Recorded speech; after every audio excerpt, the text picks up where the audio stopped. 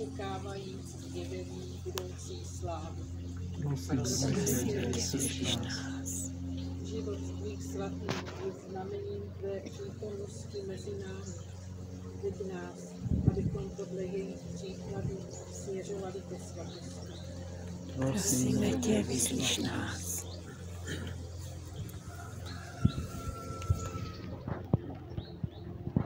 Teď poženáme sochu svatého Františka. Velebíme tě, Bože, Otče nejvýš svatý. Ty z ve své milosrdné láske k nám poslal na svět svého Syna Ježíše Krista, původce a dovršitele veškeré svatosti. On dal rodící se církvi pomocníka Ducha Svatého. Hlas, který učí znát cestu svatosti, vánek, který vnuká statečné i mírné jednání. Semeno, z něhož vyrůstají bohaté plody milosti. A dnes si, Bože, připomínáme, že si těmito dary Ducha Svatého bohatě naplnil také svatého Františka. Jehož sochu svítíme. Ved nás, ať podle příkladu svatého Františka následujeme Krista a dosáhneme plné křesťanské zralosti. Nauč nás hlásat evangelium slovem i skutkem, nelekat se přitom žádných obětí, brát na sebe každodenně Kristův kříž a věrně sloužit tobě i bratřím. Pomáhej nám, ať plníme své povinnosti tak, abychom do prostředí, v něm žijeme, vnášeli Kristova ducha a směřovali do nebeského domova, kde se Otče tvoji svatí bez přestání radují s tvým synem. Neboť on s tebou žije a králuje na věky věků. Amen. Může postavit.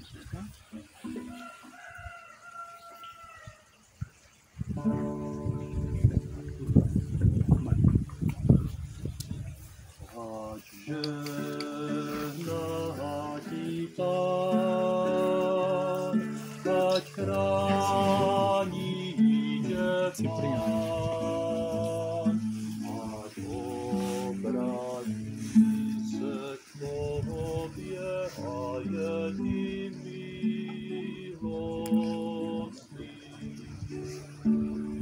Ať rozjasní svou tvář a pokoj svůj ti dá.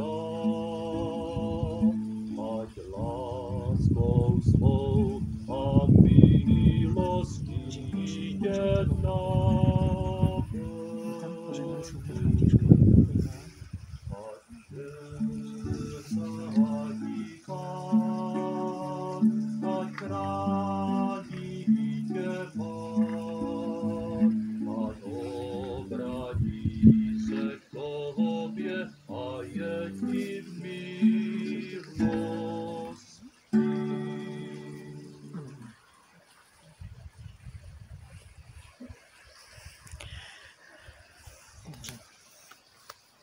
Tak teď už jen požehnání na závěr. Pán s vámi. I s tebou. Ať vám Pán žehná, ať vás chrání. Amen. Ať vám ukáže svou tvář a smělí se nad vámi. Amen. Ať vám obrátí svou tvář a obdaří vás pokojem. Amen. Poženej vaše moci Bůh, Otec i Syn i Svatý. Amen. Tyto poženání bratru Lubovi, který svatý František on to používal. Právě. Tak a teď můžeme ještě tu modlitbičku se pomodlit. O těch 13 svatého Františka, tak když to můžeš. No dobře. Ještě na závěr. Takže vlastně o tom je náš život, o tom je světlost. O těch činostech život. Činnost Božího života je život činostech. Pozdravena královna moudrosti. Pán tě ochraňuje tvou svatou sestrou čistou prostotou. Paní svatá chudobo, Pán tě ochraňuje tvou svatou sestrou pokorou. Paní svatá lásko, Pán tě ochraňuje tvou svatou sestrou poslušností. Vy všichni přesvaté cnosti ochraňuje nás Pán, od kterého vycházíte a přicházíte. Není na celém světě člověka, který by mohl mít jedinou z vás, dokud by neodumřel sám sobě. Kdo má jednu z vás a druhé neuráží, má všechno. A kdo jednou urazí, nemá žádnou a uráží vždycky. A každá z nich zahání neřestí a všechno. Svatá moudrost zahání satana se všího zlobou. Čistá svatá prostota zahání všechno moudrost tohoto světa a schytrálost těla. zahozuje všetku žádostivosť, lakotu a starosti tohoto sveta. Svatá pokora zapuzuje pýchu, všetky sily sveta a všetko je z tohoto sveta. Svatá láska utišuje všechna ďábelská a telesná pokušenie a všechny telesný strach. Svatá poslušnosť odráží všetky telesné a hmotné touhy a udrží telo umotvené v poslušnosti duchu i v poslušnosti svému bratru. A tak je človek poddán a podřízen všem lidem na tomto světě. A nejen lidem, ale i všem nerozumným i divokým zvířatům, aby s ním mohli dělat, co chtějí, pokud jim to bude dáno z vůli od Pána. Amen. Zahraničí Zdradu, je to od italského taky skladatele, taky Františka.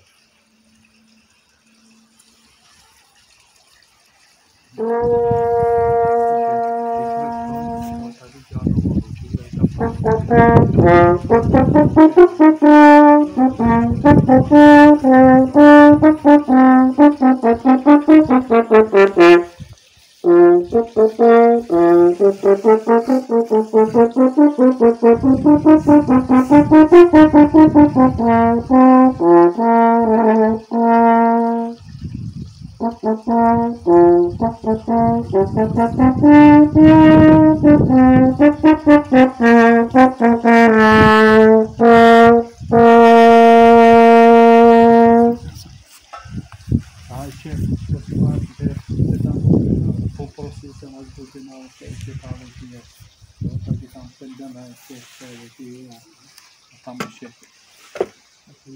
na Mariánskou bytnou komunitě. Mariánskou. Je tam pana.